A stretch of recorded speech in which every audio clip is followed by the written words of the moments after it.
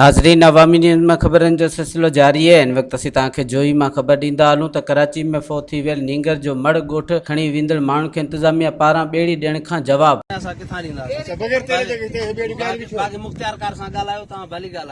अच्छा जेका हाणे का इमरजेंसी लगी वञे त माना तेल अचे तेल अचे पोइ हे बेड़ियूं असांखे ॾींदा। अब्दुल्ला सही हो भवार जेके आहिनि मैयत खणी आया आहिनि ॿेड़ी में तेल न आहे या ॿेड़ी में तेल जो असां हुयो 4 ॿेड़ियूं असां कढियूं आहिनि ॿियूं केॾे माण्हू खाइण ठीकु आहे। बाक़ी हिकिड़ी ॿेड़ी जो तेल आहे हिकिड़ी बीठी आहे चवंदा 2 खपनि जेकॾहिं हींअर इमरजेंसी अचे तेल कोन्हे तेल त अची वेंदो न हाणे वरी जेसिताईं अची गवर्नमेंट खे एतिरी ख़बर कान्हे की कल्ह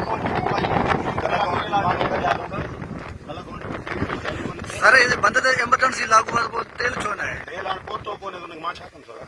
अच्छा त तव्हां को इतला कयो आहे तेल अचण जो वासरो आहे या अच्छा केतिरो टाइम लॻंदो हिन तेल अचण में? तेल 10 मिंट तेल में घणो टाइम कलाक लॻी दादा तव्हांजो छा चवणो आहे हाणे जेकॾहिं कराईंदासीं पर मुख़्तियारकार पोइ हिते बंदि ते इमरजेंसी ड्यूटी कोन कंदा। अच्छा हीअ जेके पहिरीं माण्हू खणी वई आहे हिते या घुमाइण वई आहे या कोई इमरजेंसी में कंहिंखे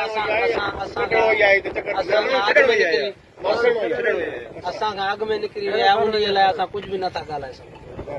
मज़ीद खबरों और तफसीलात के लिए विजिट करें हमारी वेबसाइट www.awamiNewsHD.com।